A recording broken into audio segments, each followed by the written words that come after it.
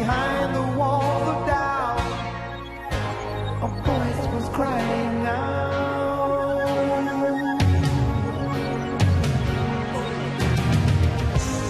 Say you, say me, say for always. That's the way it should be.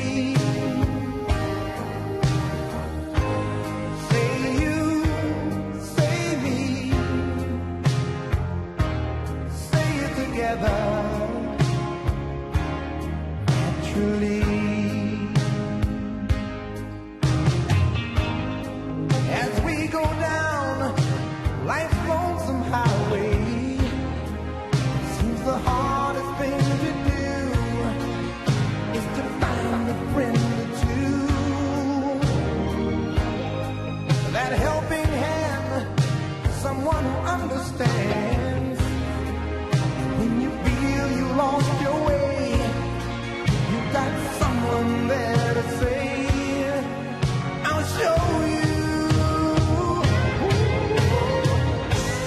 Say you, say me, say it for always. Oh, that's the way it should be.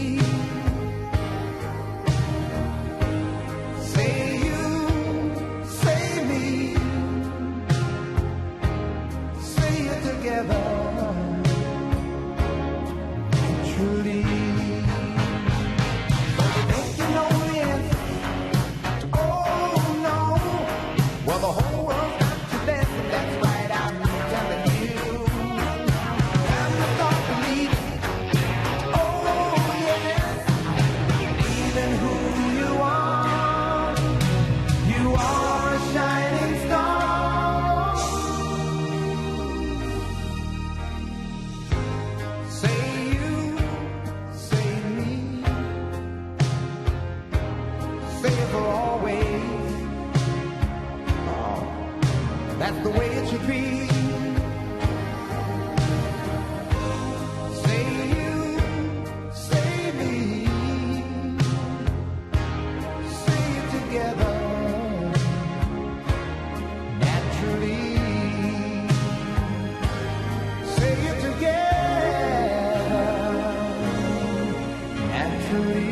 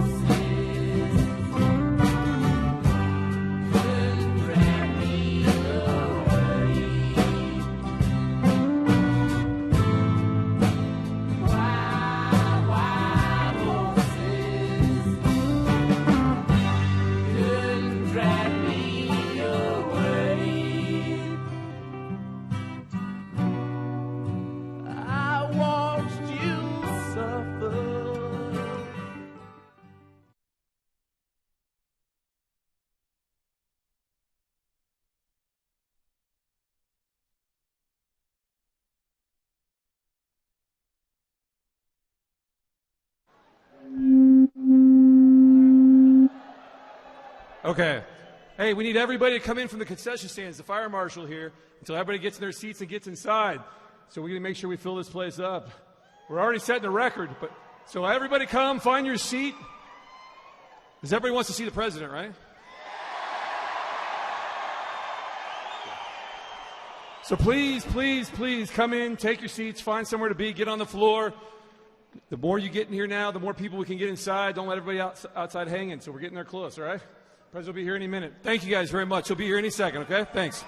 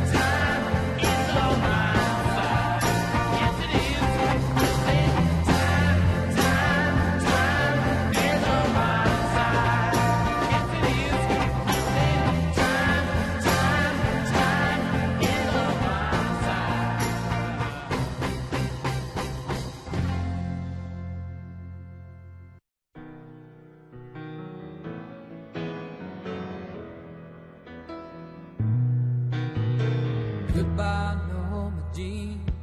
No, I never knew you at all. You had the grace to hold yourself while those around you crawled. They crawled out of the woodwork and they whispered into your brain. They set you on the treadmill and they made you change your name. And it seems to me you lived your life like a candle in the wind, never knowing who to cling to when the rain set in. And I would have liked to know you, but I was just a kid. Your candle burned out long before the legend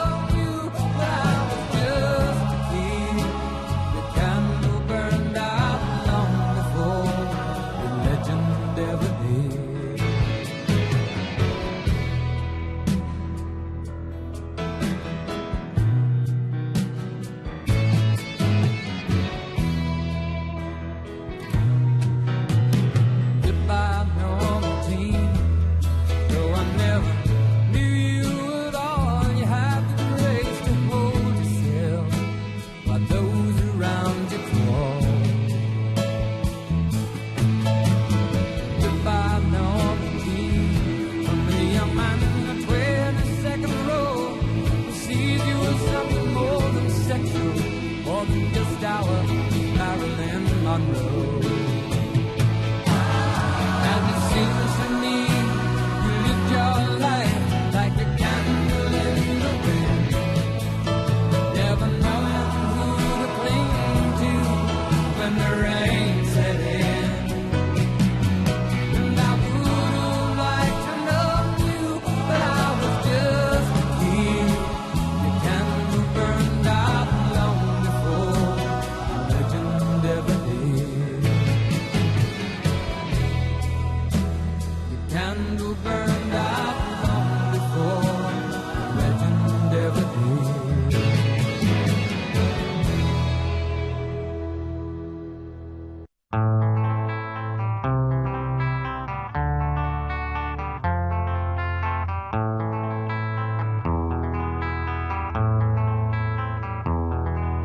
There is a house in New Orleans they call the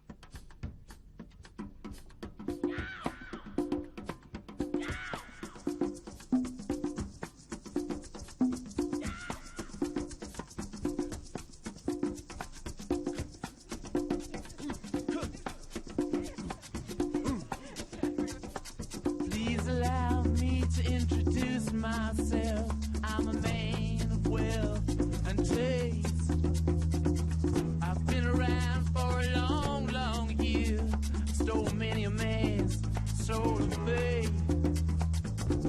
I was around when Jesus Christ had his moment of doubt and pain. Made damn sure the pilot washed his hands and sealed his face. Pleased to meet you, hope you guessed my name. But what's puzzling you is the nature of my game. Stuck around St. Petersburg when I saw it was a time for a change. Killed the Tsar and his ministers, Anastasia screamed in vain. I rode a tank, held a generous rank when the blitzkrieg raged and the bodies stank. Pleased to meet you, hope you guess my name. Oh yeah, I was puzzling you with the nature of my game. Oh yeah, I watched with glee while you kings and queens fought for 10 decades for the gods they made. I shouted out, who killed the Kennedys? When after all, it was you and me. Let me please introduce myself. I'm a man of wealth and taste. I lay traps for troubadours who get killed before they reach Bombay. Pleased to meet you, hope you get my name. Oh yeah, but what's puzzling you is the nature of my game. Oh yeah, get down in it.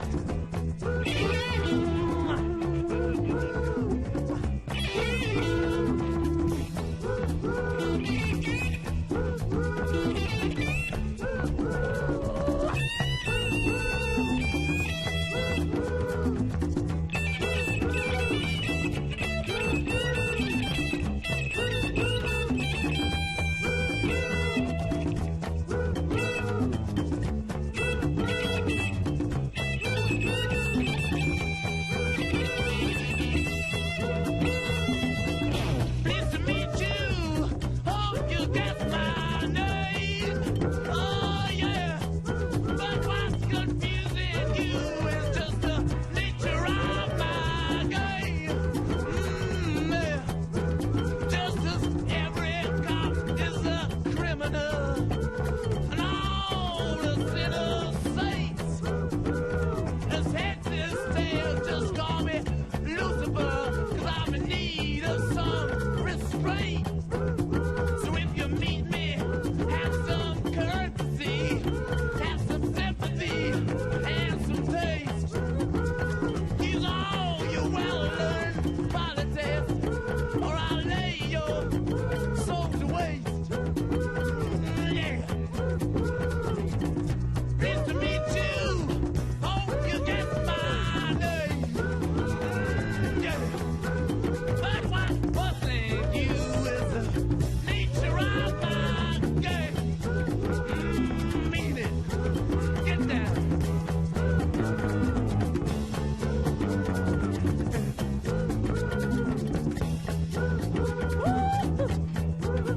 Ah, yeah. Get on down. Oh, yeah.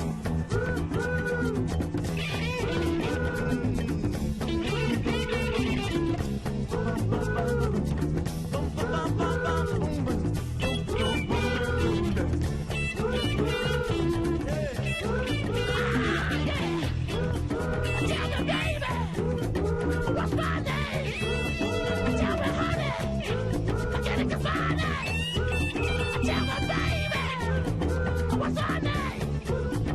Say I want to, you're a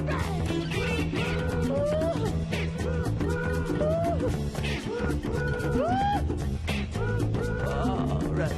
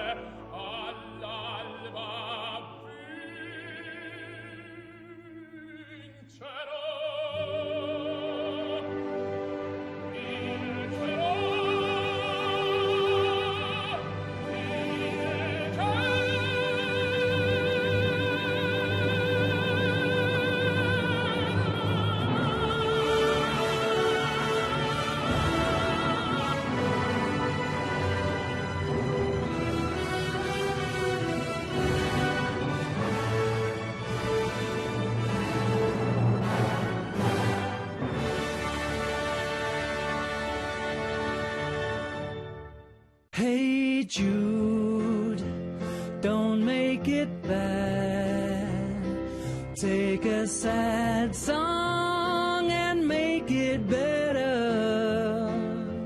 Remember to let her into your heart. Then you can start to make it better.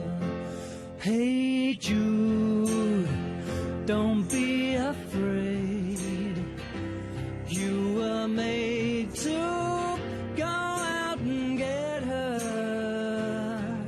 The minute you let her under your skin, then you begin to make it better. And anytime you feel the pain, hey Jude, refrain. Don't carry the world upon your shoulder. Well, you know that it's a fool who plays it cool by making his world a little colder. Na, na, na.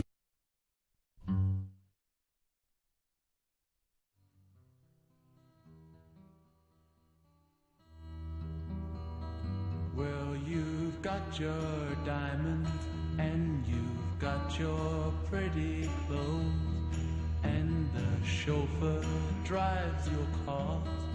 You let everybody know, but don't play with me, 'cause you're playing with fire.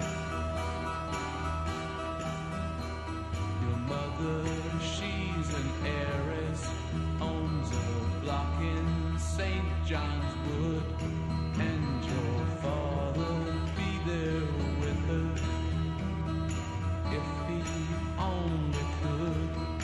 But don't play with me, 'cause you're playing with fire.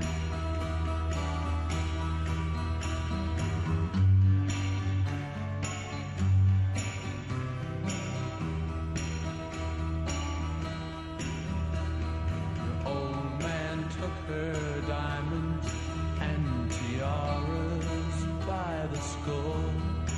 Now she gets her kicks in Stepney, not in Knightsbridge anymore. So don't play with me, 'cause you're playing with fire. Now you've got some diamonds, and you will have some others, but you better watch your step, girl, or start living with your mother. So don't play with me, 'cause you're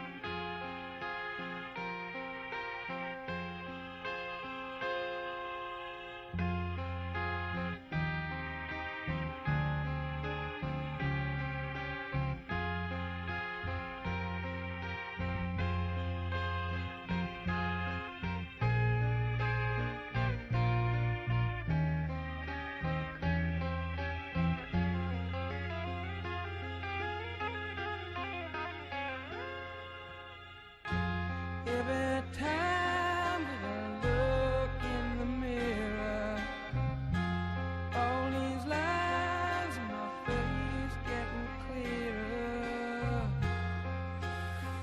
The past is gone, it went by like dusk to dawn. Isn't that the way? Everybody's got the dues in life to pay.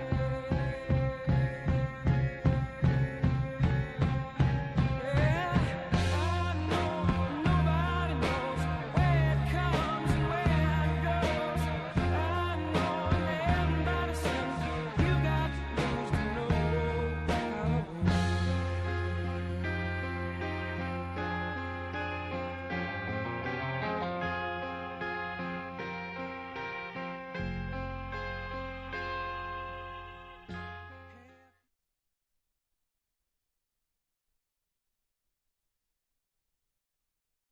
Ladies and gentlemen, please welcome the President of the United States, Donald J. Trump. And I'm proud to be an American, where at least I know I'm free. And I won't forget the men who died, who gave that right to me. And I gladly stand up next to you and defend her still today. 'Cause there ain't no doubt I love this land. God bless the USA.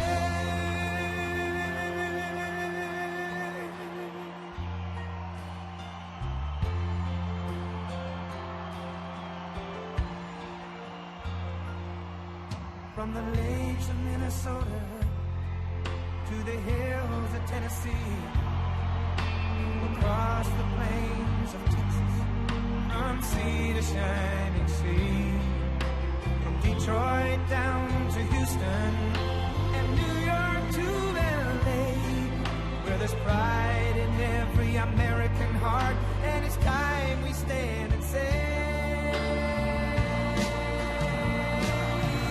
that I'm proud to be an American, where at least I know I'm free. And I won't forget the men who died, who gave that right to me.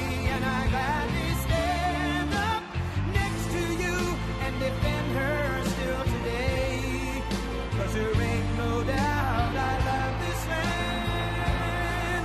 God bless the USA.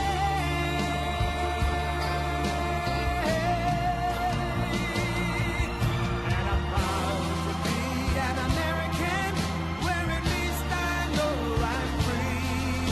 And I won't forget the men who died, who gave that right to me.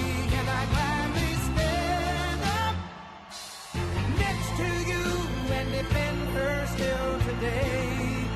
'Cause there ain't no doubt I love this land.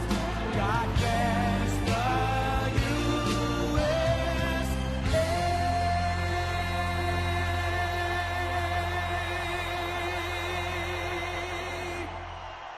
Thank you.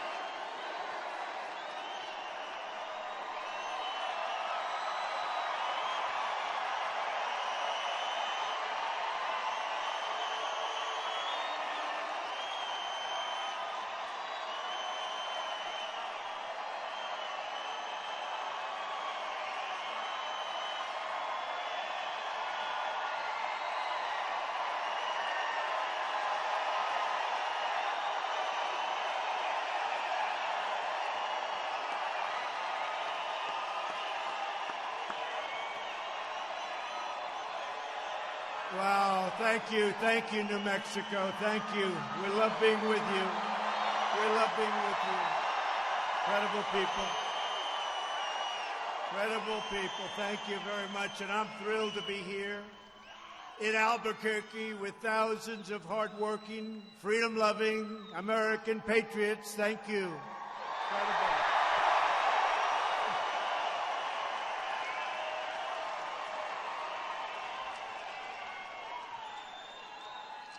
We're all united by the same love of our great country. And by the way, our country is doing great. You see it.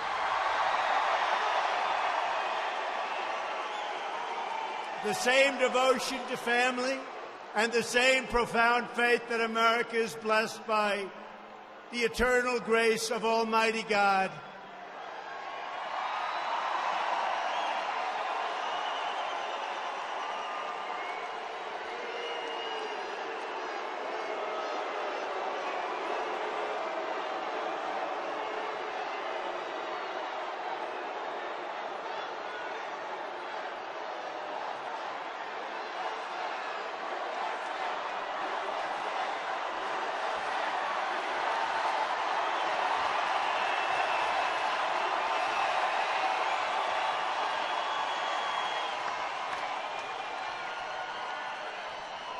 Good night to that person. Tomorrow they'll say massive protest. Now, one person just going home to mommy a little bit sooner. Good night. But we're bound by these convictions. We will campaign for every vote, and we will win the great state of New Mexico in 2020.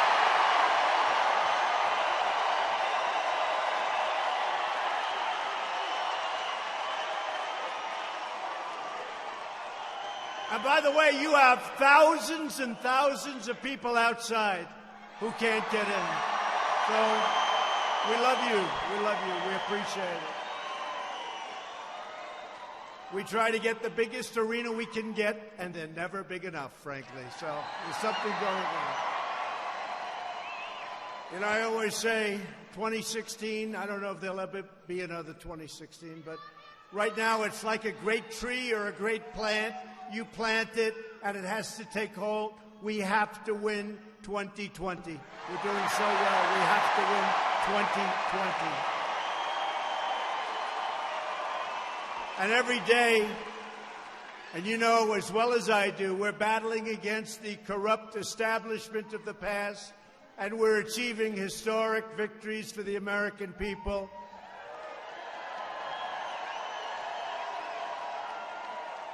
We're winning again, and we're winning big. We're winning big. Crucially for your state, we have ended the last administration's war on American energy. And since my election, natural gas production, big story today, in New Mexico has increased by 40%. 40.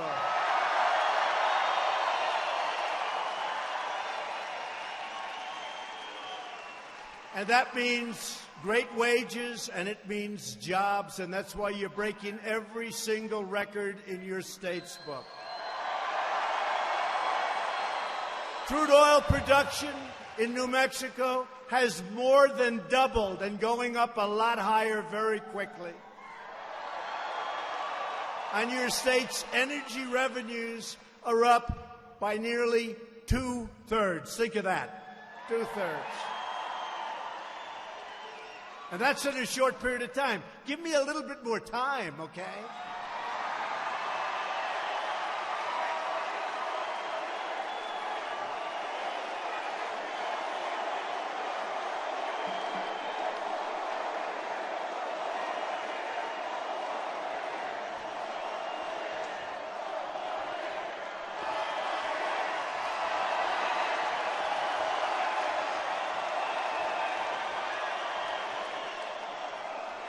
The United States is now the #1 producer of oil and natural gas anywhere in the world.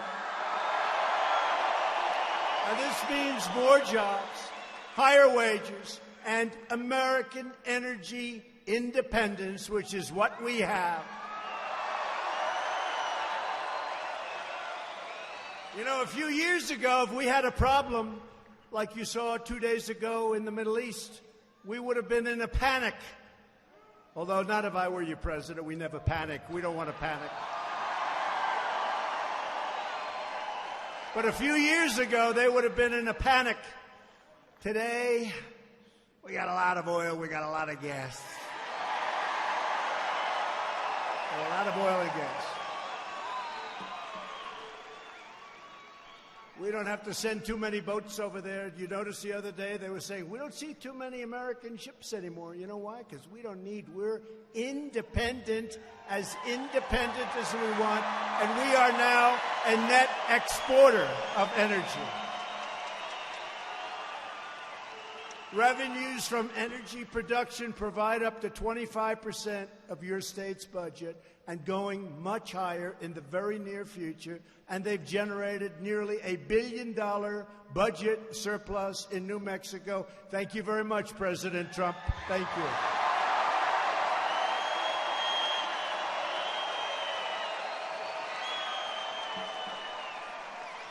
Now, under the Green New Deal, that all goes away.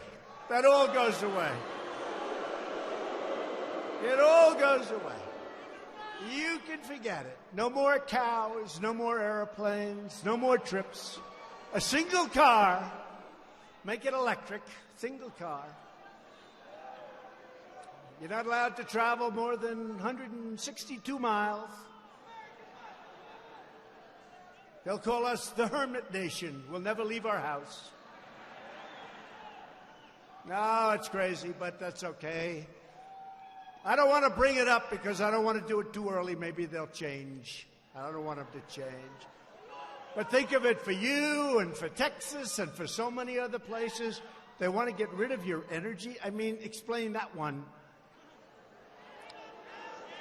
Explain that. Yet every major Democrat running for president, they want to abolish all production of oil and natural gas. In other words, the Democrats want to completely annihilate New Mexico's economy.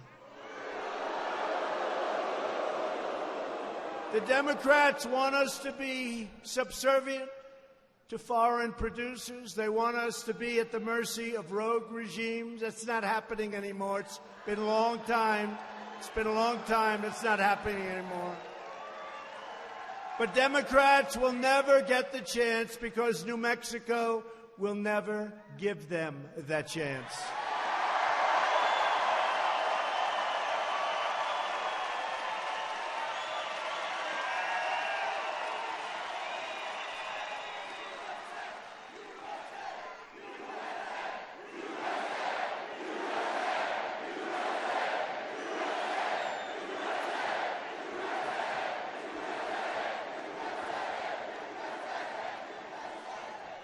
Under this administration, America is working again. America is winning again. And America is respected again, like it hasn't been for a long time.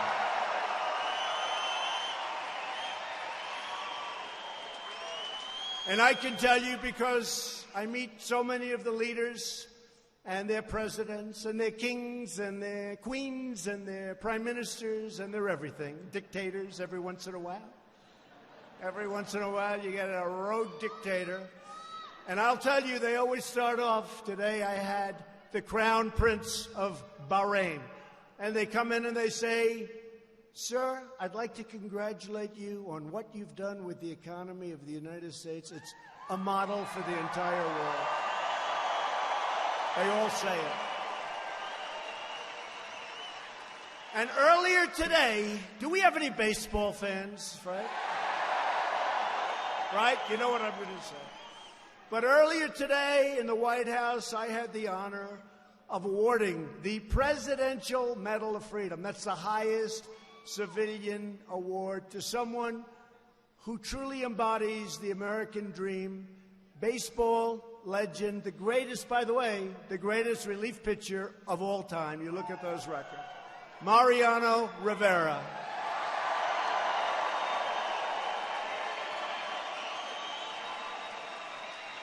He was something. Well, the Yankees won a lot of World Series because of Mariano. Great guy. We gave him the medal, done so much for charity. the fantastic man, fantastic family. It was a beautiful day at the White House, so it was good. My administration is fighting to empower all Americans to reach their dreams and achieve their potential. We have created 6 million new jobs since Election Day. The fake news would never have allowed us to say that during the campaign, even as a projection.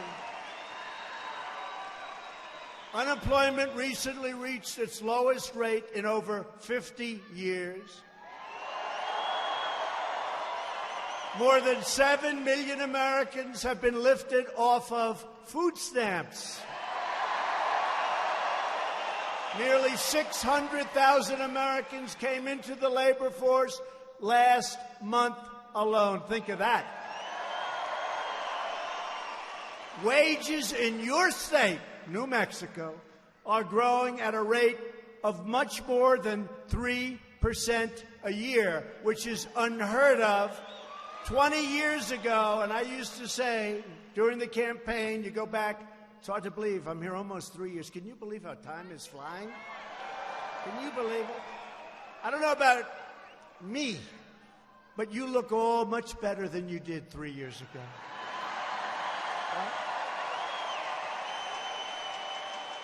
You're wealthier. And even with the Me Too movement, we can't say this, but I'll say it anyway, you're better looking.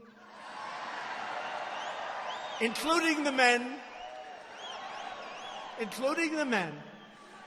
Now you're all looking good. Since my election, the number of new business applications for New Mexico has increased by almost 30%, more than any state in the United States.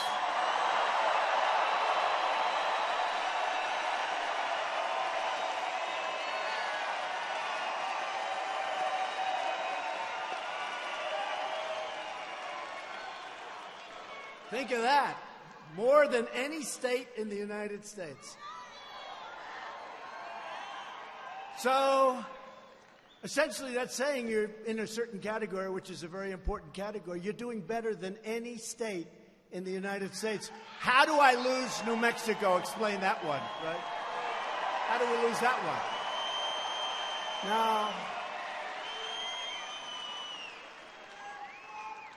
and yet, for whatever reason, it's been quite a while since a Republican won this state, but we're going to win the state. I think we're going to win the state easily.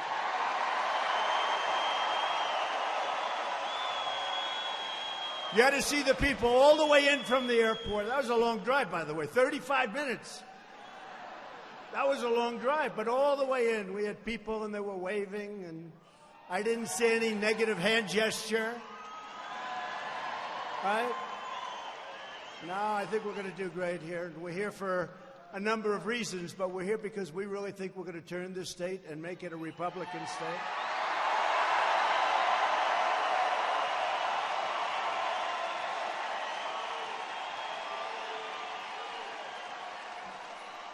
Yesterday marked the beginning of the Hispanic Heritage Month. Who's Hispanic here?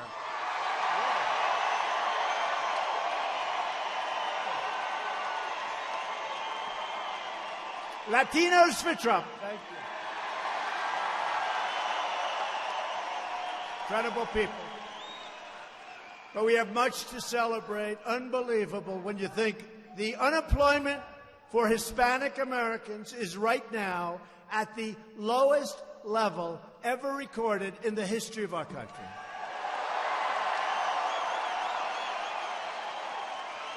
Hispanic American poverty reached a brand new all-time low in history. And after years of stagnation that you know very well, wages for Hispanic Americans are rising really fast, up nearly 8% since my election. Those are unheard of numbers. They're unheard of. And median income, think of that, median income for Hispanic Americans surpassed $50,000 for the first time ever. That's your median. That's not bad. That means you're wealthy, and you're getting wealthier fast. And I just want to tell you, it's an honor. But, you know, when I'm on the debate stage, debating one of these far-left radical Democrats, whoever it may be. And they start telling you what they're going to do for you. And you say, but we have the best numbers, every category that we've ever had. Hispanic Americans, excuse me, New Mexico as a whole. We have the best numbers. African Americans, the best numbers that we've ever had in the history of our country. Asian Americans, the best numbers that we've ever had in history. Women, the best numbers that we've had in 71 years.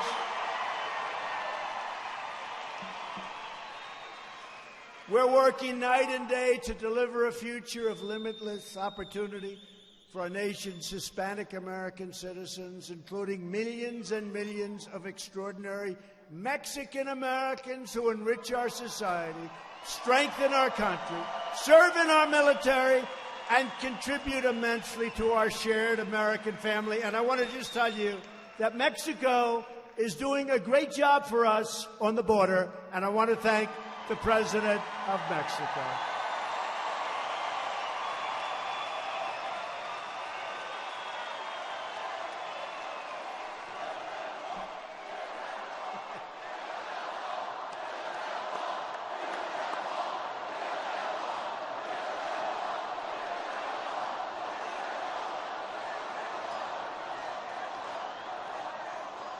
You know, it's very interesting. I hear everybody screaming, well, you know, we're building the wall, and it's going up, and it's going up fast.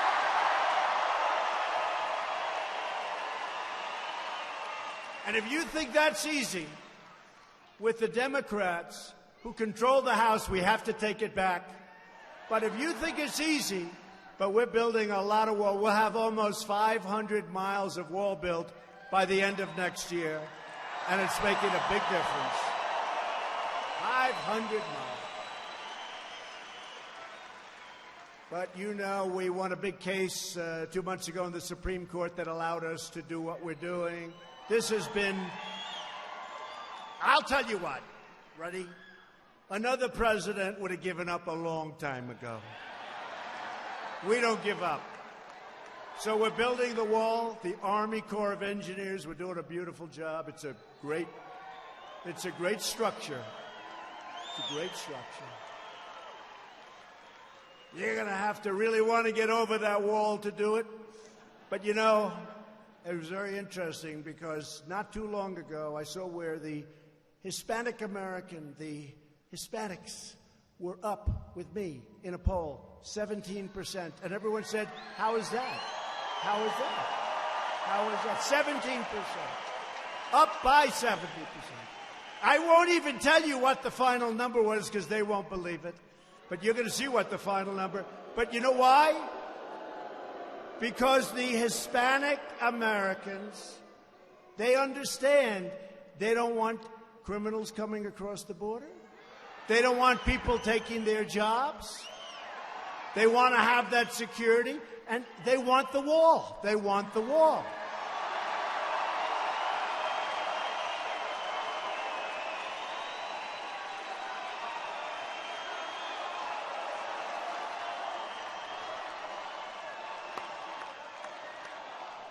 And we have a man in the audience who is, I think, the best-dressed man in this entire place, including me, right here. Look at him.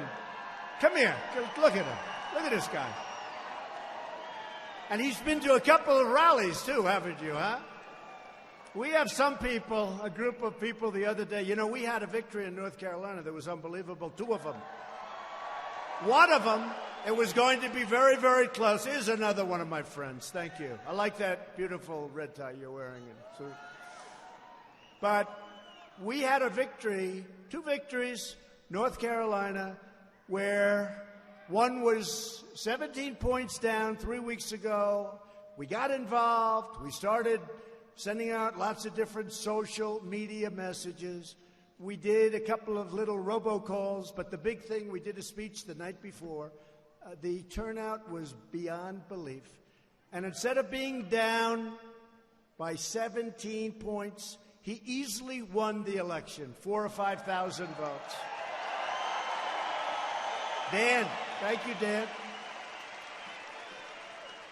Thank you, Dan Bishop. And Greg Murphy was up a couple of points, and he ended up winning. I don't know. I'd ask the media, but they won't give me. How many? What did he get? You know, like 20, 21? He won by a lot. He won by a lot. I'd ask them, but we're not going to get a straight answer. They were not happy. They were not happy. I'll tell you, Tuesday night, the fake news was not happy.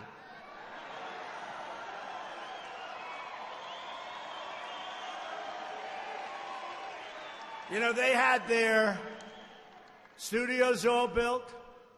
CNN had their A-list talent. They don't have A-list talent, but they had the best they could have. And they were all set. This was going to be the end of Trump because this man was going to lose, but he turned out to be tough and smart. And in all fairness, I helped a lot too.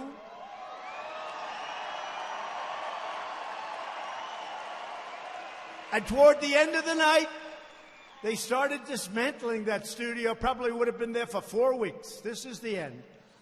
But we had 2 great victories, congressional victories, on Tuesday night, and it was something. The one gentleman won by a number that nobody thought even possible so much, and the other won a race that he was way, way, way back. In fact, I shouldn't tell you this, but my geniuses, my people, some of those people standing right there, right there.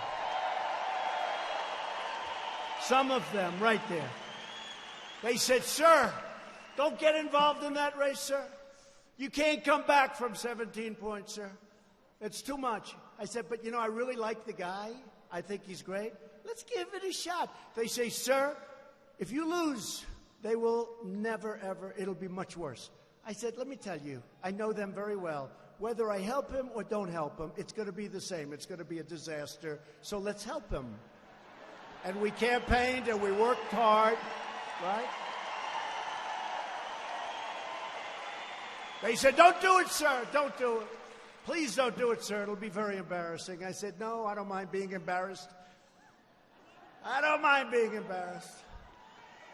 We're also very proud that unemployment among Native Americans has reached the lowest rate in nearly 2 decades.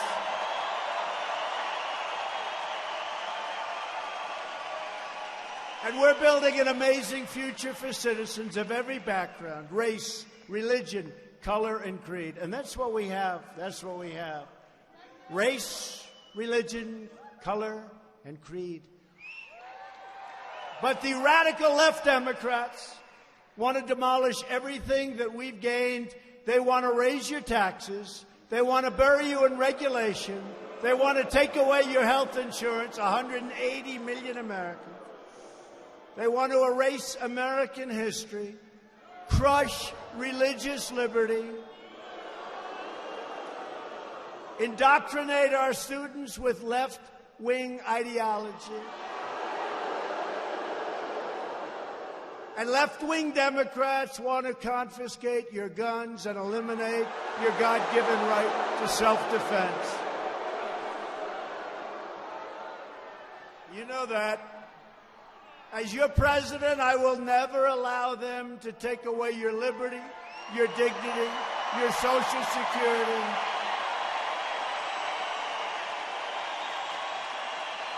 And I will never, ever allow them to take away your sacred right to keep and bear arms.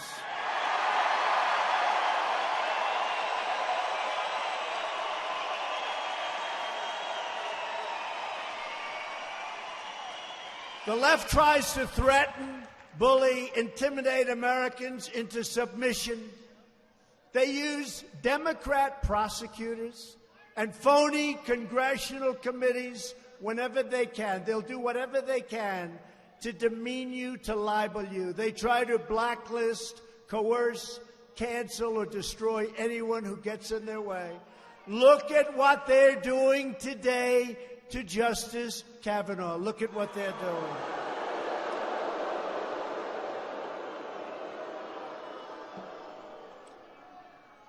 Did you see the New York Times? Did you see what they're doing? Did you see what Democrats? They're calling for his resignation. They're calling for his impeachment. And the woman involved said she didn't know anything. She doesn't, but they still. So the New York Times had to put out a major apology, and they had to change their story. The woman said, I don't remember that. Okay, Blake? And they still want him to be impeached. And I just put out a statement, and he's a great man, by the way, great talent, a great, brilliant man, Brett Kavanaugh. And I just put out a statement on social media that said, I don't think they'll do it, but they should, for the good of the nation. I call for the resignation of everybody at the New York Times involved in the Kavanaugh smear story. And while you're at it, the Russian witch hunt hoax, which is just as phony a story. They've taken the old gray lady. Do you know the New York Times? For years, the old gray lady, so prestigious. They've taken the old great lady and broken her down, destroyed her virtue, and ruined her reputation. She can never recover and will never return to greatness under current management. The Times is dead. Long live the New York Times. Long live the New York Times. And I do want it to live, but they have to change their ways. Think of it.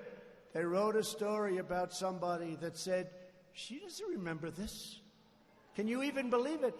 And yet, all of these radical left crazies on Judiciary Committee and all of these committees that are set up to hurt the country, with all that we have going, with Saudi Arabia, with Iran, with China, trade deal, with Russia, with North Korea, with all that we have going. Look at the cards that we've been dealt.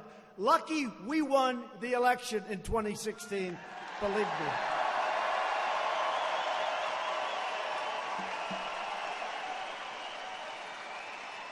With all that we have going, they say, let's impeach Justice Kavanaugh, one of the smartest, most brilliant students, top at Yale, incredible life, incredible family. Let's impeach him. It's a made-up story. Let's impeach President Trump. Think of that. The Mueller report came out. Think of this. This crazy Mueller report comes out. 18 Trump haters, liberal Democrats, some worked for Hillary Clinton. They found nothing. Now think of it. After 2 years, they found nothing. They spent $40 million. There's not a person in the room that I couldn't find something on with that. They spend, think of it, they found nothing. No collusion, no obstruction, no nothing.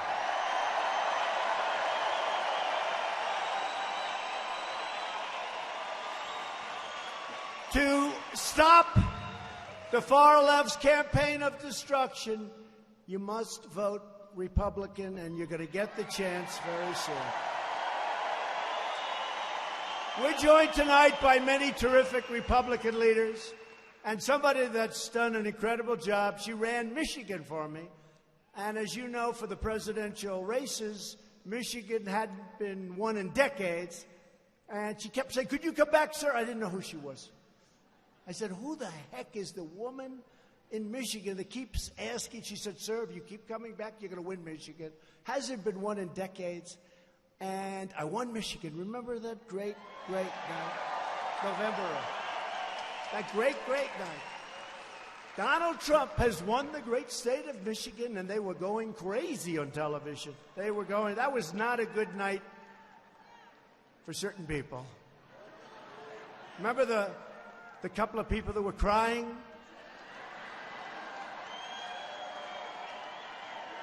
I guess they don't like a strong military.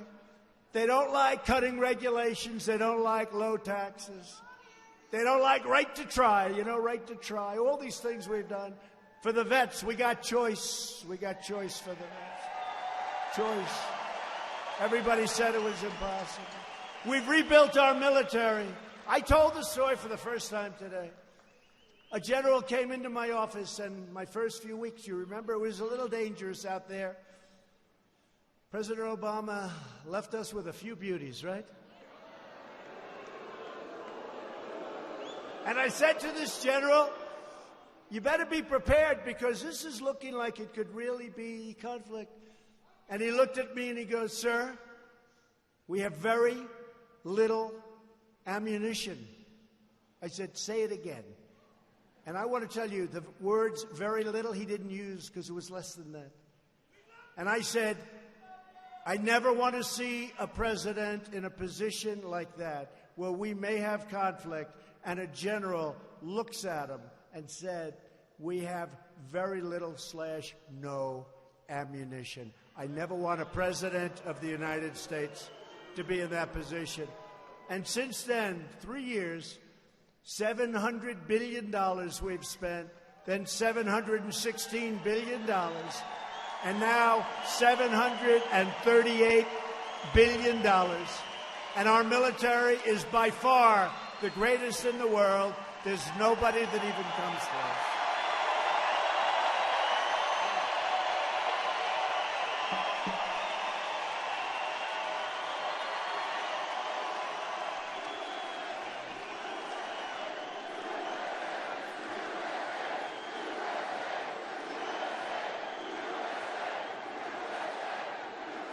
So anyway, no president should ever be put in that position. And by the way, no president should ever have to go through what I've gone through either. That should never happen. What happened is a disgrace to our country. No president should ever have to go through it. And I'll tell you what, 99% of them would never have been able to take it. They wouldn't have been able to take it.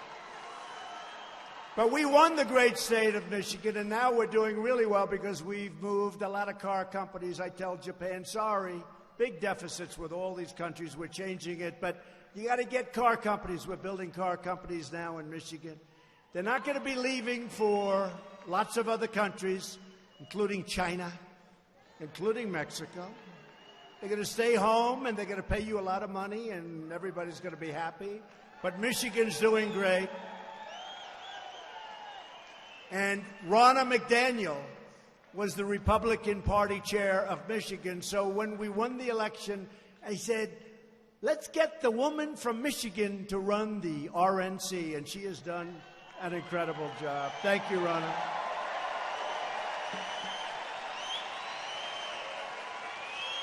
A great gentleman who loves the Republican Party, co-chairman Tommy Hicks. Tommy, what a job. New Mexico Republican Party chairman Steve Pierce.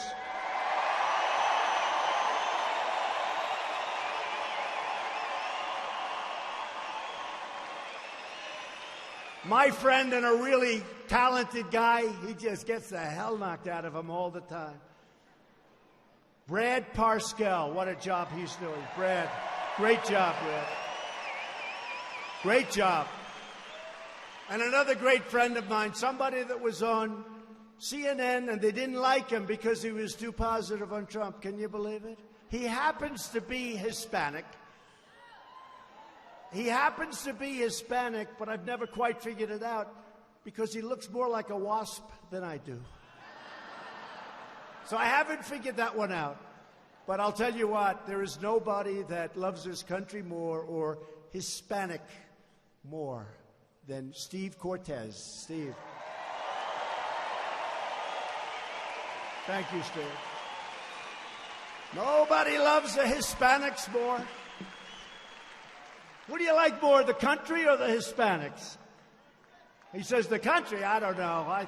I may have to go for the Hispanics, to be honest with you. We got a lot of Hispanics. We love our Hispanics. Get out and vote. You know, just before the last election, the Cubans from Miami, where we got a tremendous percentage of the vote, close to 90%. They gave me the Bay of Pigs Award. Can you imagine, right? The Bay of Pigs Award. And the Venezuelans and the Cubans are all for Trump. I will tell you that. They're all for Trump. They like what we're doing.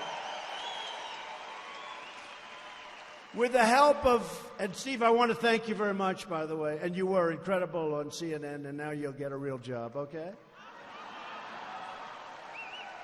Steve, that audience wasn't big enough for you. Their ratings aren't good. With the help of everyone here tonight, we're taking power out of Washington and giving it back to the great people of our country and to the people of New Mexico.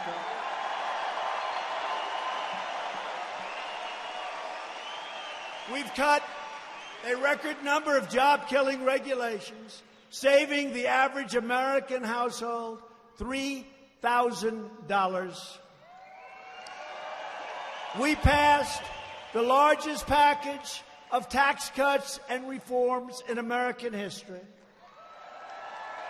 And what that means is a typical family of four in New Mexico making $75,000 has seen their tax bill reduced by more than $2,000.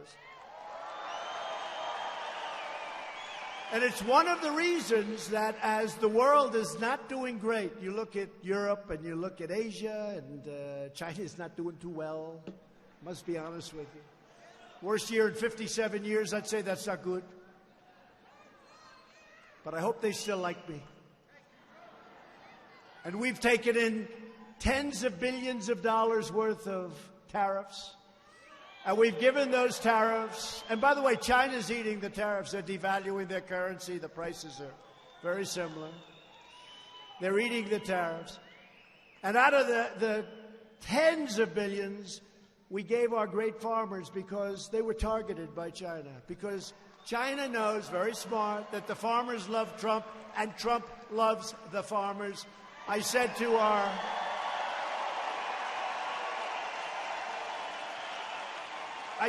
our Secretary of Agriculture, Sonny Perdue, I said, Sonny, how much did the farmers get hit by China targeting them and pulling back and doing all sorts of things? He said, $16 billion.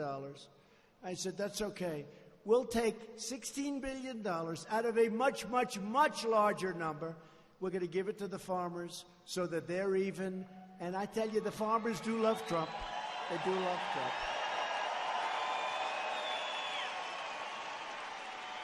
And to keep New Mexico's farms, ranches, and small businesses in the family, we eliminated the unfair estate tax or death tax so that you can now give your farm or your ranch to your children. Now, if you don't like your children, don't do it. But when it's your time to kick the bucket, you worked hard. You have great kids. You love your kids. They're taking care of you. You really love them. It's a great thing. If you don't love them, don't even listen to the last line because it won't matter. Don't leave it to them. If they're not good, leave it to charity. Leave it to something else. Don't give it. I know a guy can't stand his children. They're horrible, horrible human beings. They're a little older now, but they're horrible human beings. He wants to leave his wealth. I say, why would you leave them? They don't even like you. But on the assumption that you love your children, you'll be able to use small farms and your ranches and things. You'll be able to leave them to your children. Your children won't have to go out and borrow a fortune to pay tax. They won't be losing it to the banks 5 years later. We got rid of it. That's a big deal. Thank you. Thank you. Our shared Republican agenda is pro-worker, pro-jobs, pro-family, pro-growth, and 100% pro-American.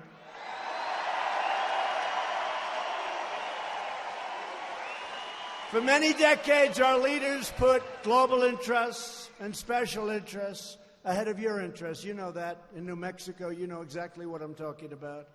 People came in, they took your jobs, they had no border, they had no border control. Look at what's going on now, how we're doing.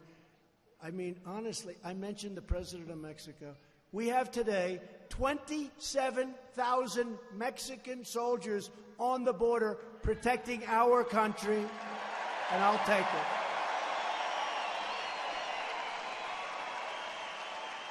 Because our laws are so bad. They're so pathetic. And the Democrats could change these laws. They could change them so quickly. We could change them all in less than an hour. We could, whether it's asylum, whether it's any of the laws, we have so many of them that are so bad. How they got that, it took years and years to end up. But we have the Mexican soldiers out there. You see them, and they're stopping people. The numbers are plummeting down. So I just want to thank all of the representatives of Mexico. Amazing. But we got to get rid of the loopholes. You know, the word is loopholes. And the Democrats could do it fast, but in the meantime, we're doing really well. And as the wall goes up, it becomes less and less of a problem. Because as the wall gets up, people aren't getting through. I mean, you got to be a world-class pole vaulter or a world-class Mount Everest-type climber. There's not too many around like that. It's really doing the trick. The failed liberal establishment in Washington squandered your tax dollars, shipped away your jobs, sacrificed your sovereignty, and bogged us down in one foreign war or debacle, call it whatever you want, after another. And that's changing also. You see what's happening. And when these rich countries think we're going to pay for their military every year, billions and billions and billions, and they're rich and they take our business and we're supposed to, on top of everything else, I could tell you stories, but I'm going to save them for the campaign. You know, because to be honest, this is a little earlier than the campaign. Wait till this campaign starts. You know, like I was telling Brad and I was telling a few of the folks, one thing I don't want to do, Michael back there, Michael, hello, Mike, what a job he's done. But I'm telling them, I don't want to do this too early. I don't want to do it. You know, the Pocahontas thing, I did that, it was before its time. Right? It was before its time. Too early. 1024th. That means I have more Indian blood than she does, and I have none. Unfortunately. I'd like to say I have a lot. That would get me another 4%. Maybe another 10%. But I was early with her, and frankly, oh, it's coming back. Don't worry about it. But those days are over. Under this administration, we are finally putting America first. Putting it first.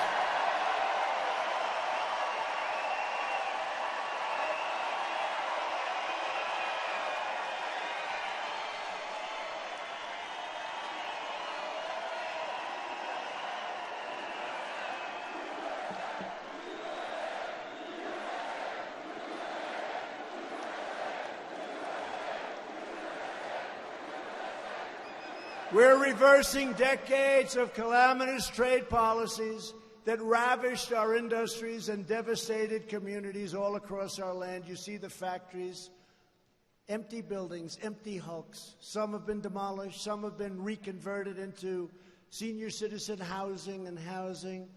But all those jobs are gone, and we're bringing them back. They're coming back like almost never before. Probably I can say they're coming back like never before. People are coming back now because they want to be where the action is, and this is the country where they have the security and where they do have the action. In my first week in office, I proudly withdrew from the last administration's job-destroying and this was a catastrophe. You know, the Trans-Pacific Partnership, TPP. This would have destroyed the automobile business in our country. Now, New Mexico, you know that you were totally devastated by another disaster known as NAFTA. Your state lost 33% of its manufacturing jobs after NAFTA was signed. This was one of the great catastrophes. And now we're replacing NAFTA with the brand new U.S.-Mexico-Canada agreement, USMCA. Think of the song YMCA, YMCA. Think of the song. USMCA. That's U.S., Mexico, Canada agreement. And it's drawing strong bipartisan support from all across your state and all across the country. It's amazing. I want to just, the Donana County Board of Commissioners, all Democrats, just unanimously endorsed the USMCA and urged Congress to pass it immediately. Thank you very much, Commissioners. All Democrats. Hopefully they'll put it up for a vote. Nancy Pelosi, they put it up for a vote. It's going to be very popular. The Republicans love it, and the Democrats love it. And frankly, labor loves it, unions love it, farmers love it. And everybody wants it. Your farmers, your ranchers, everybody wants it. It's an incredible agreement. And Mexico's already passed it, and Canada's ready to pass it as soon as we do. See, they don't maybe trust us, that's why. I say, why aren't you passing it now? They say, oh, we'll pass it. They're going to pass it as soon as we do. Past leaders invited China to freely loot and pillage the United States economy. China's been taking out from $300 billion to $500 billion a year. Billion, not million, billion. Think of what $500 billion is. We've rebuilt China. But now it's a different ballgame. Somebody had to do something with China. President Obama should have done it. President Bush should have done it. President Clinton should have done it. They all should have done it. Frankly, they all should have done a lot of things that we're doing right now.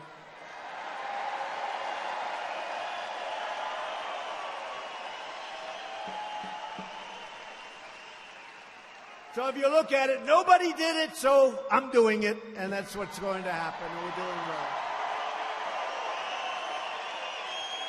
So now we're taking in billions and billions of dollars from China, when in the past, we never got 10 cents. We never got money. We never got anything. You know, we got unemployment and losses and some cheap pencils, more than we needed. You could do with one less pencil.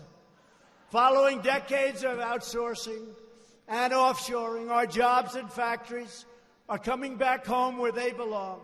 If foreign companies do not want to pay our tariffs, there is one very simple solution. Come and make your product in America. Come and make your product in New Mexico.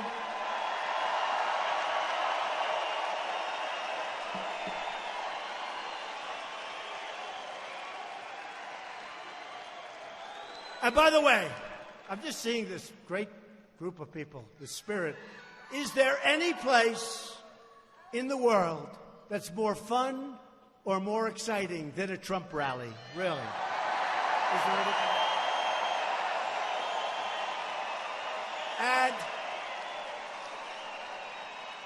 when you think about it, it's not about fun. It's about achievement, because what we've achieved in the last almost 3 years is unparalleled. There's never been an administration that in the first 2.5 years has done what we've been able to do or achieve.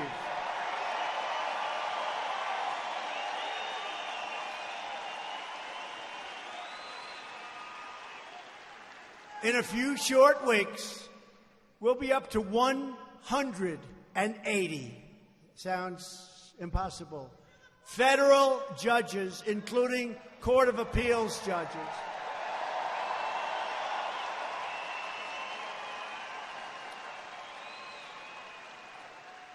Because President Obama did us a great favor when I came in. I said, I assume I have no judges to appoint. No, sir, you have 138 judges. 138. Didn't put them up, couldn't get them approved. I don't know what happened. But we started off with 138. Now we're up to 180. I just signed my 150th federal judge and Court of Appeals judge.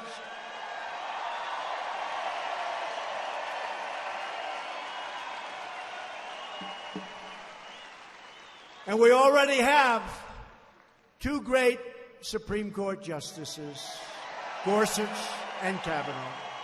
Great, great men. So think of that. You know, you come in, and I've always heard the most important thing a president does. I disagree with this, by the way, but that's okay. I disagree with a lot of things. Because I think the most important thing is our military and protecting our country, right?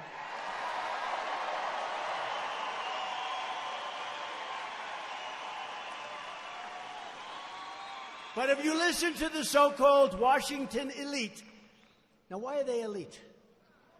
We do better than they do. We're smarter than them. We make more money. We have better houses. We have better everything. And then they say the elite. That means you're the super elite. I've always taken offense when somebody said, President Trump is tired of listening to the elite. I said, no, I'm more elite than them.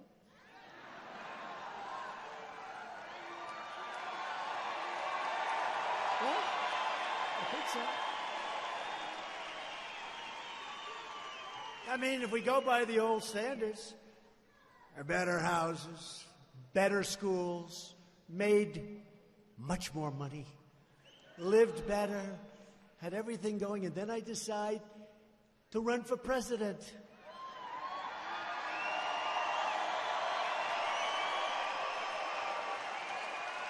And I'll be honest. What we have to put up with these people and others it's incredible, but it's the greatest single decision I've ever made because our country is turning around so rapidly. I could not be happier despite what they put us all through. Could not be happier.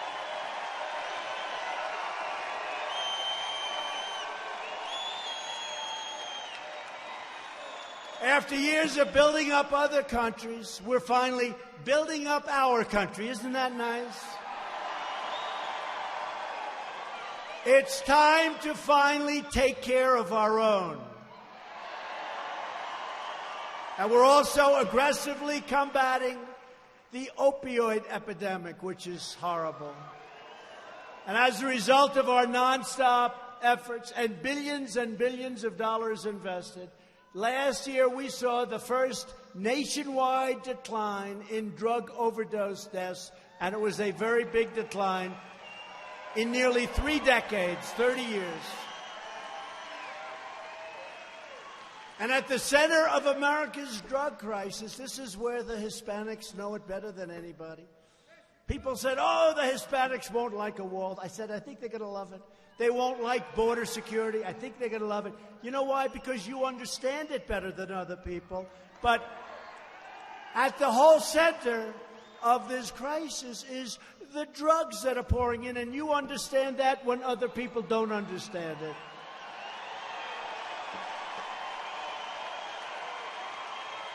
The border crisis. Everyday dangerous criminal cartels smuggle vast quantities of lethal narcotics across your southern border, including heroin, meth, cocaine, and fentanyl.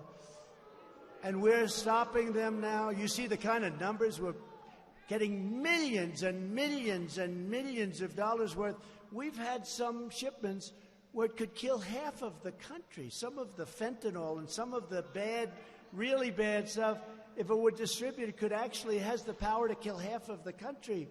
This is like a warlike situation. That's why you're liking Trump, because you're not going to let that happen.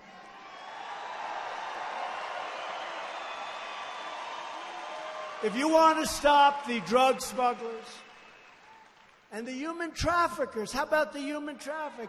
And they traffic, really, for the most part, in women. That's what they traffic in. It's women. They're not trafficking in men.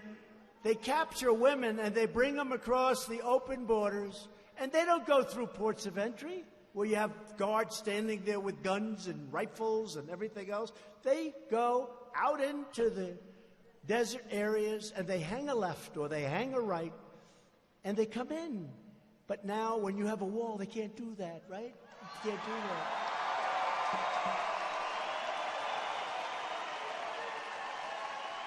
And so many of these Democrats that are against the wall, it's common sense. Look, you know what I saw the other day? Where the Democrats are having their convention, their national convention. They just gave out a tremendous contract. You know what it's for? They're building a big wall around the building. They're building a big wall. A massive wall. We should tell them, open borders, let anybody come in.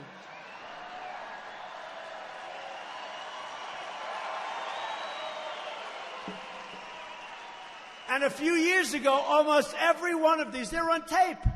That's the problem with politics. 3 years ago, they could say, look, I saw Senator Schumer, I saw Nancy Pelosi, I saw all of them. They said, no, we need a wall. We must have a wall. We must have President Obama. We must have a wall. We must stop people from coming into our country. Illegally, we have to stop it. We need a wall. Now, a few years later, they don't want a wall. You know why? Because anything I want, they want to do the opposite, and that's okay. That's the only reason.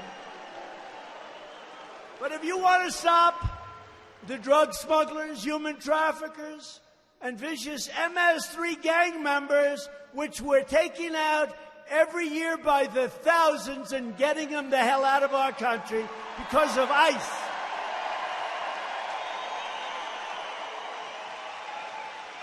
And if you want to stop all these people from threatening our communities and poisoning our youth, you know, it's poisoning our youth. That's what it is. It's nothing other than that. It's very simple. They're poisoning our youth. You have only one choice. You must elect Republicans. And to be honest with you, you've got to elect President Trump. We need 4 more years. President Trump.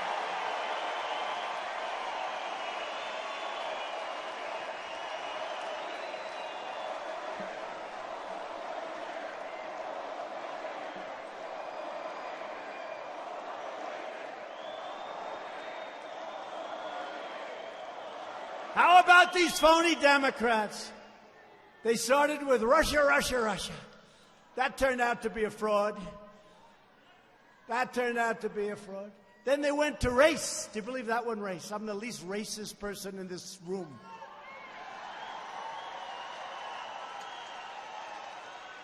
Then they went to recession. There's going to be a recession. Oh, please let there be a recession, please.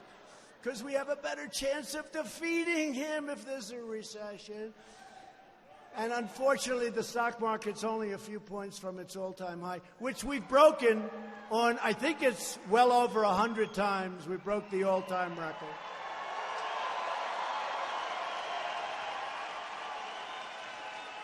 And now they have a new one, that I'm enriching myself. Let me tell you, by doing this and taking this particular job, which I love, it will cost me billions and billions of dollars. But if somebody from the Middle East that I never saw before comes in and stays at one of my hotels for an evening and pays $439, emoluments. Nobody ever heard the word emollient before. Emolument. Nobody ever heard that word. Emolument. He's enriching himself. If somebody buys a tank of gas in Scotland from an airport that I don't know, and they happen to go to a hotel, he's enriching himself.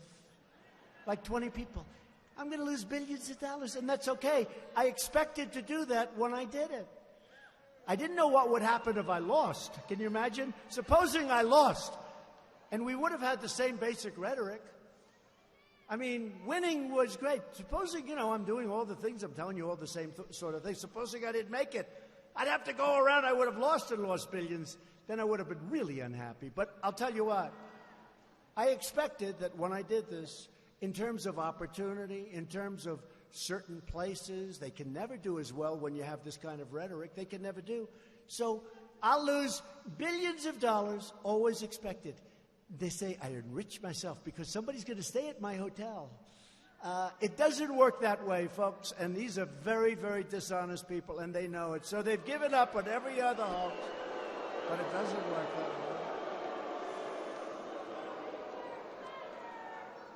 You know it, too. You get it.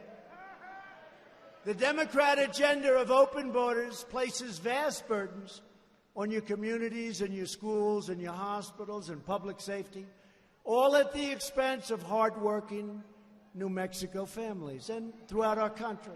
Sheriffs and commissioners from 9 Mexico counties recently sent a letter to your state's congressional delegation begging them to vote for strong border security. They want in New Mexico. They don't want open borders. They don't want criminals pouring into your communities and doing what they do, and we won't even talk about that. They want strong, these are people that are with you, in many cases Democrats. They write letters, we need strong border security. You know, in San Diego, California is very difficult, always complaining, not doing great. But they wanted a wall in San Diego. Good mayor in San Diego, by the way. They wanted a wall. And I said, you know what, let's build it someplace else, because California, you know, once we build it, they'll complain. But then I said, you know, the people are pouring in. They needed it. They're pouring into San Diego, like going all over the place. And people that had houses, they didn't like people running over their gardens all day long, coming in from the other side. So we put up a wall, and I thought everybody would be happy. As soon as it was finished, the day it was finished, I was notified, we didn't want the wall. Why did you do the wall? And I will tell you, in other words, it's all a game. I'd love to take the sucker down and move it right now to New Mexico.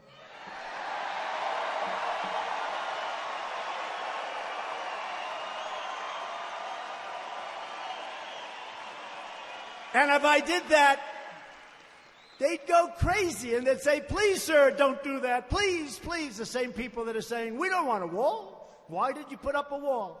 And I knew that was going to happen. I told my people that was going to happen. But they're very happy with their wall. Most of them won't say it. They love it. It stopped. It only stopped 99.9% of the people coming in.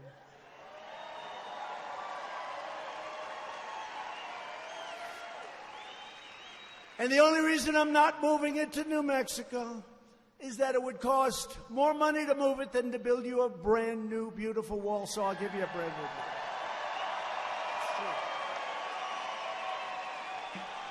It's true. I actually priced it out. It's true.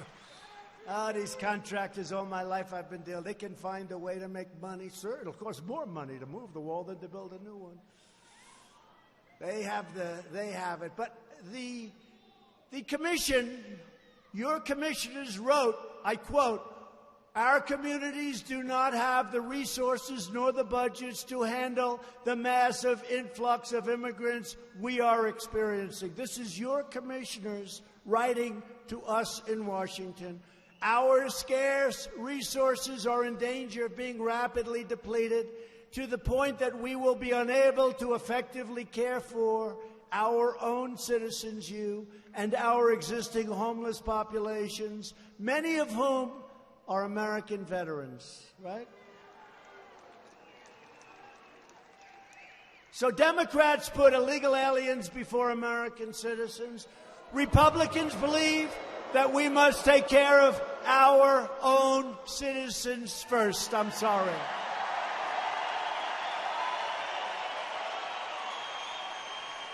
That includes millions of hardworking lawful immigrants who waited in line, followed the rules, and came into our country legally. And among those hardest hit by illegal immigration are Hispanic Americans who obey our laws, pay their taxes, contribute to our communities, and play by the rules. And they're the ones that want to see something done. And we are doing it at a level that nobody else would be capable of doing it. Whether you're a first generation or a 10th generation, every American citizen deserves a government that defends your jobs, your safety, your family, and is always loyal to you. Your politicians have not been loyal to you. They've been loyal to themselves. The Democrats are also trying to turn every city in America into a sanctuary for criminal aliens. And that's one of the very good reasons we won on Tuesday night, North Carolina, because they let people out of their sanctuary city. And what those people did, I will not tell you tonight, but it wasn't good. It's one of the reasons we had big victories, 2 of them, in North Carolina, sanctuary cities. And plenty of people, even in California, where they have sanctuary cities, they don't want sanctuary cities. The politicians do, but they don't want them. Right here in New Mexico, Democrats are trying to turn you into a total sanctuary state.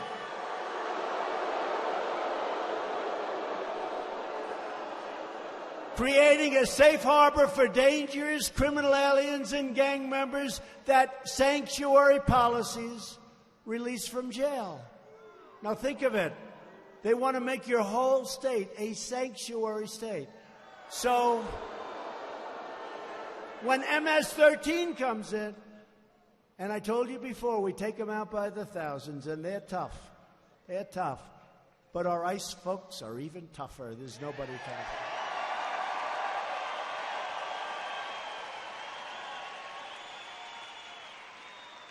But you're, I would say, naive, but maybe it's much worse than that. They're naive, these politicians.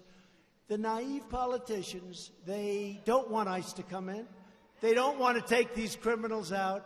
And if you don't take them out and they're in New Mexico, I got to tell you something, folks. You got problems. You got problems. You got big problems. Republicans believe our cities should be sanctuaries for law-abiding Americans, not for criminal aliens.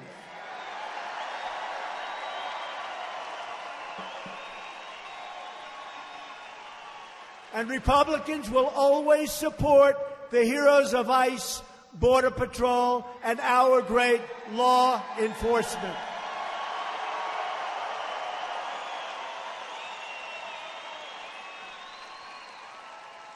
The Democrat Party, do you notice I always say the Democrat Party? You know, before I came, they were all calling Democratic because it sounds better, right? It does. It's much nicer. The Democratic Party is much nicer than the Democrat Party. But their name is the Democrat Party. And I'm not looking for them to sound nice. I want to give their name. So I always say the Democrat Party, but that's their name, the Democrat Party. Frankly, they should probably change it because it does, and then I'd call them the Democratic Party. But the Democrat Party has never been farther outside the mainstream. Every major, that's a nasty fly. I don't like those suckers. I don't know about you in New Mexico, but I'm not into flies or mosquitoes. I don't like snakes too much. We have plenty of them in New York and Washington, a different variety. I don't like snakes either. We got a lot of snakes in Washington, D.C. We got a lot of snakes in New York. I don't like either kind of snake. I think I like the kind on the ground better than the ones we have in Washington. Every major Democrat running for president supports a massive government takeover of health care that would destroy Medicare as we know it today. My administration will protect Medicare and defend your right to choose the plan and the doctor that is best for you. And we will always protect patients with pre-existing conditions. The Republicans will always do that. Our ambitious campaign to reduce the price of prescription drugs has produced the largest decline in drug prices in more than 50 years. You don't hear this because the fake news doesn't want to write about it.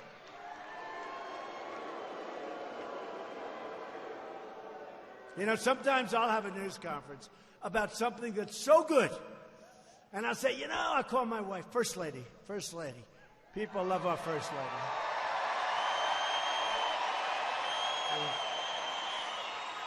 I'll say, when you see television tonight, we did something that was so great, whatever it may be. We did a lot of things. We did something so great, and it won't be on.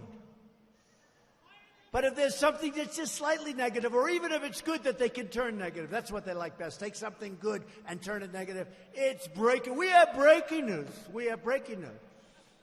Ah, these are phony people, but that's okay. You know, when you think of it, I'm president and they're not. Crazy. It's crazy. You know, sometimes I'll be in the Oval Office and I'll be with my people. We have great people. And I'll say, you know, and there's great calm in the Oval Office. You don't like to hear about it because you don't hear about it too much. That's not what they, but we have great calm considering it's pretty wild stuff going on in the world, right? But I'll be saying, you know, they don't treat us right. They don't treat us right. It's not fair. It's not this. And then I'll just sit back. I'll say, but we're in the Oval Office and they're not. It's pretty amazing. It's pretty amazing. And when you have the Democrat Party and the press, the media, the lamestream media, the fake news, and they're partners. They are partners, okay? Remember the word manufactured? They used the word manufactured on something. Never been used for that thing. And every newscast, the manufactured crisis started. The next one, this crisis was manufactured. Every one of them used the word manufactured. They know what I'm talking about. Now that's called collusion, folks. That's real collusion.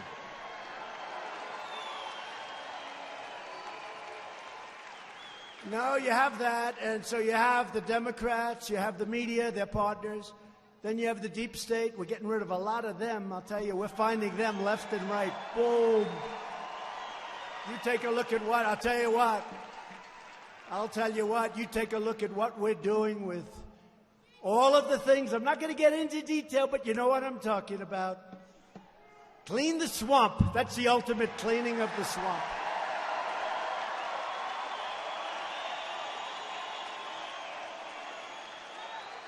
And then I hate to say this, but we have some Republicans, they're not good. You call them a rhino, they're rhinos. Their rhinos are worse. And some of them are worse than the Obama people, right? They're worse than the Obama people. They're worse than the Clinton people. But there aren't too many of them left. They're pretty much on respirators. They're gasping. They're gasping for air. But we do have some bad people that you wouldn't believe.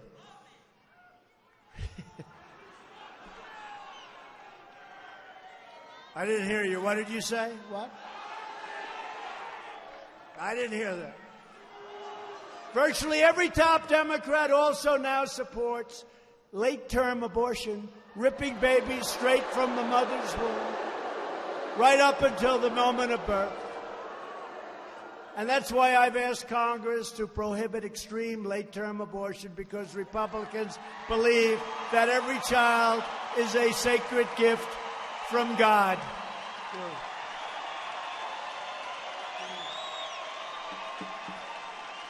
Right? I see it. Just like Mom, I see it. Democrats are now the party of high taxes, high crime, open borders, late-term abortion, and socialism. The Republican Party is the party of the American worker, the American family, and it is the party of the American dream.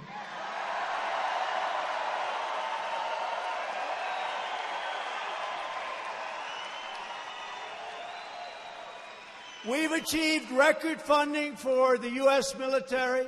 All of that money, trillions and trillions of dollars spent, all produced right here in the good old USA.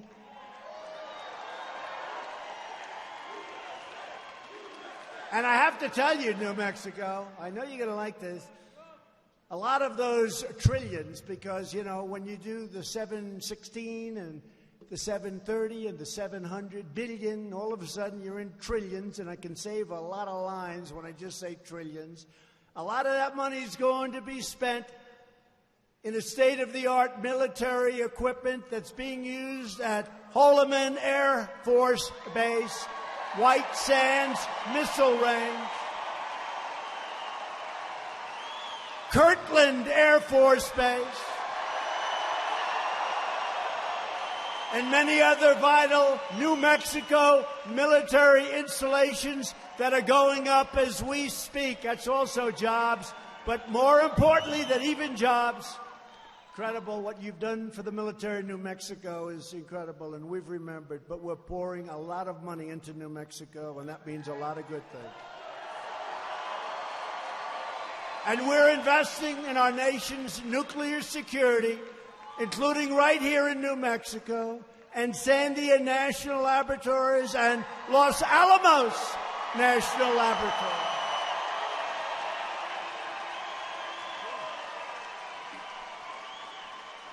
To protect America's security, I withdrew the United States from the horrible one-sided Iran nuclear deal. It was no good. And we imposed the toughest ever sanctions on the Iranian regime. Watch how that works out, folks. It's going to be very good. I recognized Israel's true capital and opened the American embassy in Jerusalem.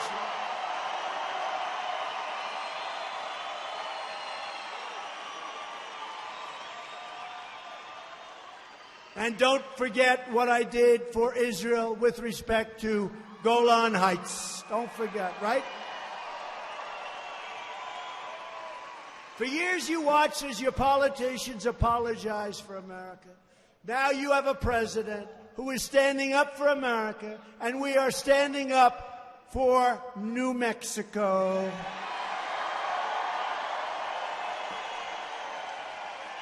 And you must never forget, get out there and vote and get ready and get everybody. We need it because we're fighting a lot of forces, including Facebook, I saw, and Google, I saw. Did you see Google?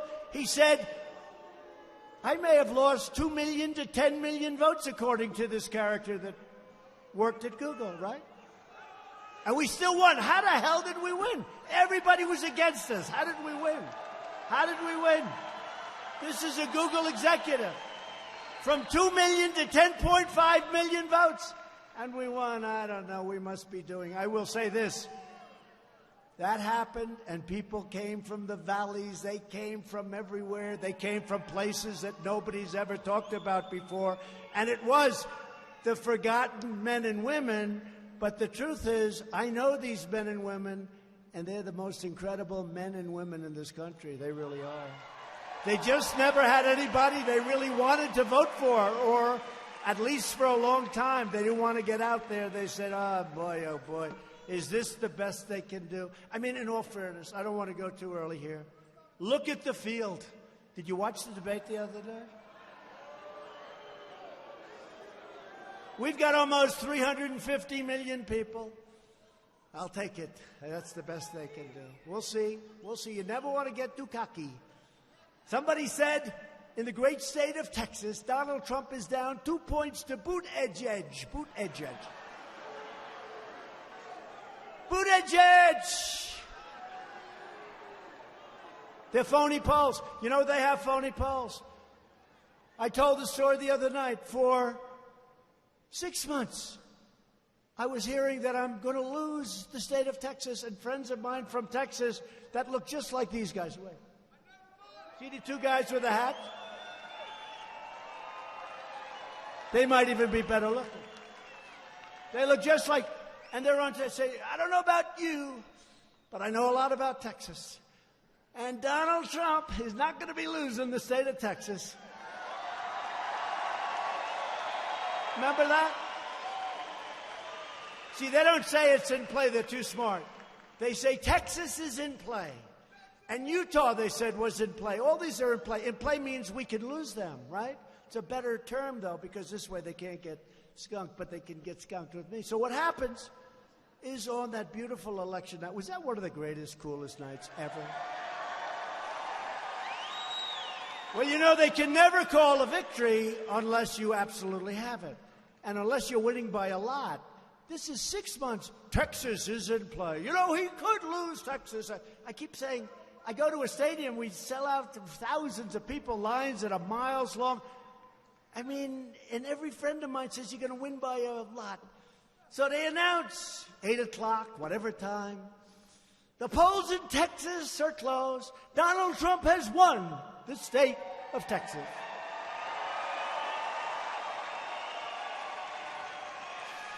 The polls in Utah are closed. Donald Trump has won the state of Utah. They don't even take a breath. Now, if it's close, like it's in play, you know, you wait 2, 3, 4, 5 hours to see what it is. But they don't even take a breath because they're called suppression polls. And they're no different than all of the dishonest reporting that you people see. They're no different. They're suppression polls. And I tell you what, we're going to win the state of New Mexico, and I'll be so surprised if we win. I'll be so surprised.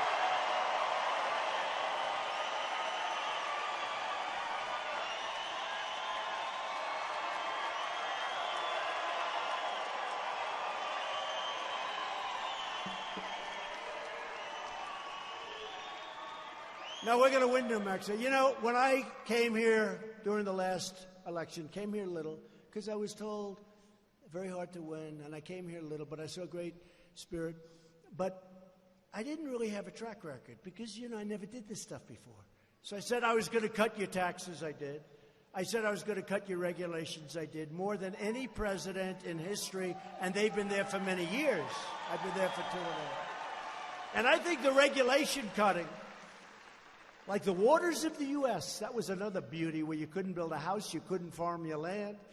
Now, what we've done on regulations is incredible. I've rebuilt our military. I've taken care of our vets. Look how happy our vets are with choice. Instead of waiting for 2 months to see a doctor or 2 weeks or 3 days, they now go out. If there's a wait, they go out, they get a private doctor. They get taken care of. We pay the bill. And for the first time, they've tried to get that for 45 years. They haven't been able to get it, but I'm good at getting things. You must never forget, the 2020 election is about one thing. What's it about? It's about you. It is. It's about you. It's about you. You know, I'm doing a good job as your messenger, but basically I'm a messenger. I know what you want. I understand it. It's about your family. It's about your future. And it's about the fate of your country for your children, for everybody. It's about the fate of your country. It's about the future of our great country. No matter what label they use, a vote for any Democrat in 2020 is a vote for the rise of radical socialism and the destruction of the American dream. That's what it's about. Look at Venezuela. Venezuela, 15 years ago, was one of the wealthiest countries in the world, and today, very sad. No food, no water, no nothing. Socialism. We begin this campaign with the best record, the best results, the best agenda, and the only positive vision for America. And it's not just a little bit positive. Our country is going to be greater than it ever was. That's where we're headed.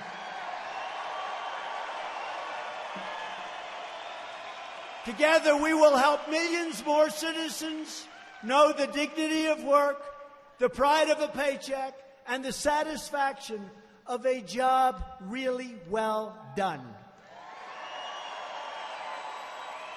With your help, we will elect a Republican Congress to create a safe, modern, fair, and very lawful system of immigration.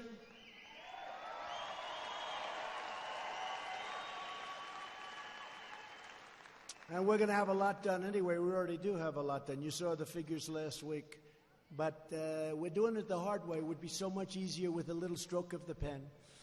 We will enact trade deals that ensure more products are proudly stamped with those beautiful, beautiful words, that incredible phrase, made in the USA.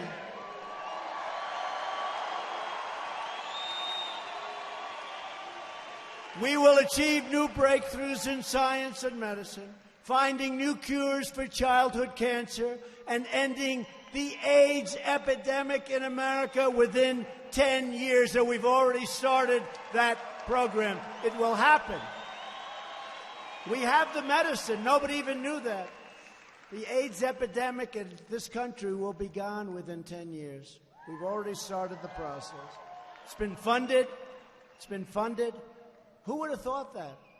Honestly, when I ran, I didn't know that. We have now the technology, and what they've done with respect to AIDS is incredible. What a terrible, terrible period of time the world went through. But we will have it ended within 10 years.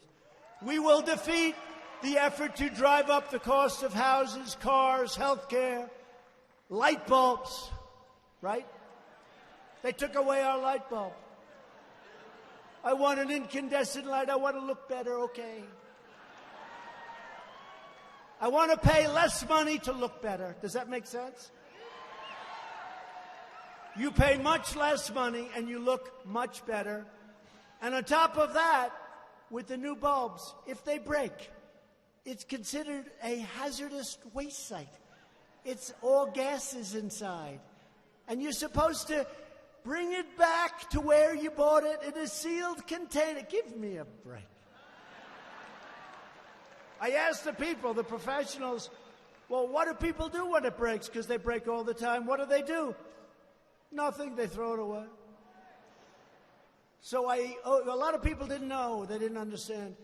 You get a much better light at a much reduced cost, and it's much safer. Because when those other bulbs break, they really are dangerous. The gases come out, they're dangerous. These are little things that I have to explain, otherwise people will say, what the hell are you doing with light bulbs for?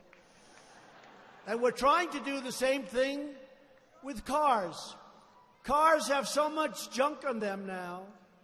To save a tiny little fraction of gasoline, they have so much junk that they're less safe. So what I want to do is the following. Under our rules and regulations, the cars are environmentally terrific, but they're safer and they're $3,500 less to buy. Right?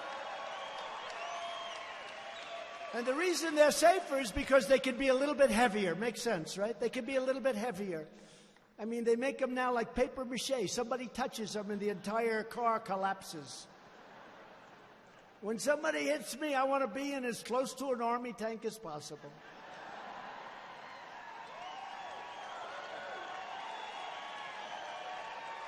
No, they're made out of paper mache. They weigh about 3 pounds. And if you get hit by a bus, it's over. They say, what happened to that car? No, I think of it. It's safer, and it's less expensive by $3,500 on average. And California wants you to do the other cars, and we don't. We're going to end up in a big litigation. And I'm fighting for you. Look.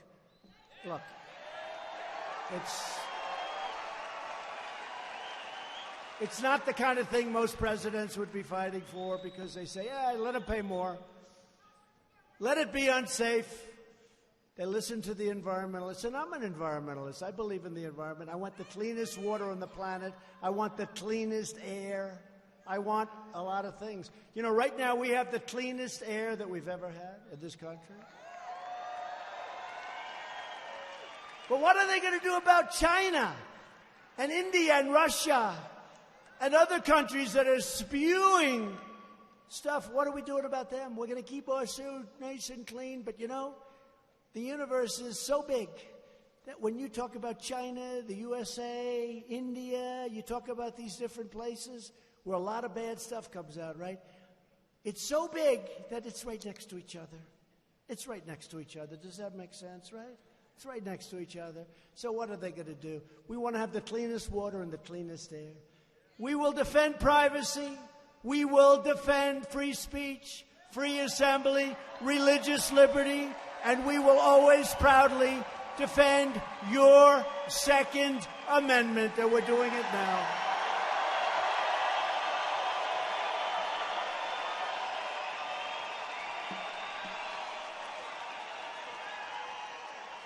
And above all, we will never stop fighting for the values that bind us together as one America. We support, protect, and defend the Constitution of the United States.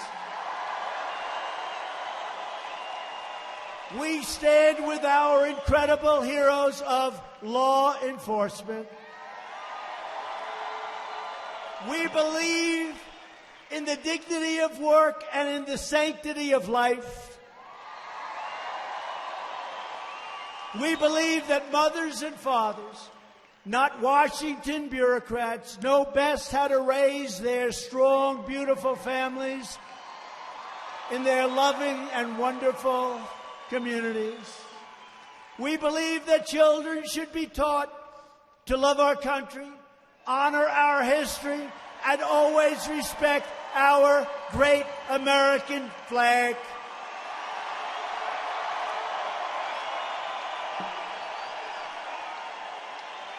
And we will always live by the words of our national motto: nobody will ever take it down. Nobody will ever take it down. We will never allow them to take it down.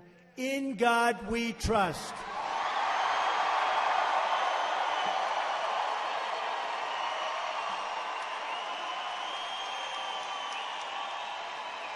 We stand on the shoulders of American patriots who built this country into the greatest nation ever to exist on the face of the earth, and we are going to be better than ever before, and it won't even be close, and we're right there.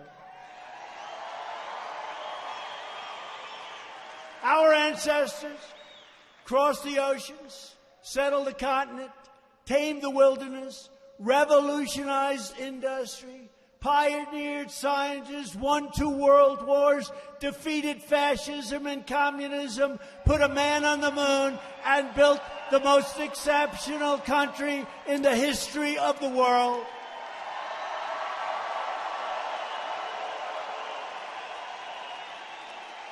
And every day of my presidency, we will never forget that we are Americans and the future belongs to us. The future belongs to each and every one of you. Right? With your help, your devotion, and your drive,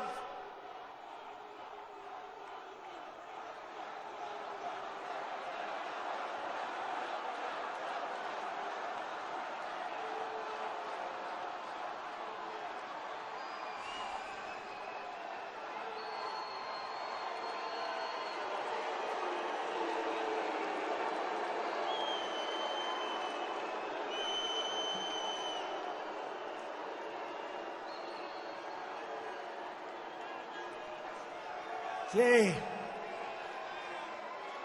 it's too bad. He did it right in the crescendo. How do you top that?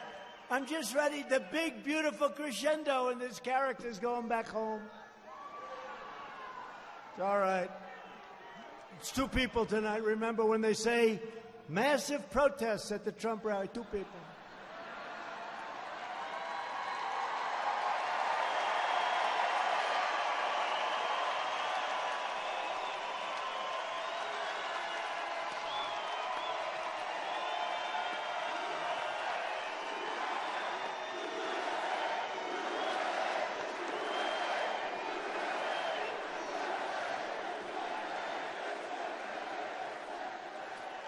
With your help, your devotion, and your drive, we are going to keep on working, we are going to keep on fighting, and we are going to keep on winning, winning, winning, win like never before. We are one movement, one people, one family, and one glorious nation under God. America is thriving like never before. And ladies and gentlemen of the great state of New Mexico, we love you. The best is yet to come. Best is yet to come. Thank you, New Mexico. And together, we will make America wealthy again. Very, very wealthy. We will make America strong again. We will make America safe again. And we will make America great again. Thank you, New Mexico. Thank you. Thank you, New Mexico. Thank you. Thank you.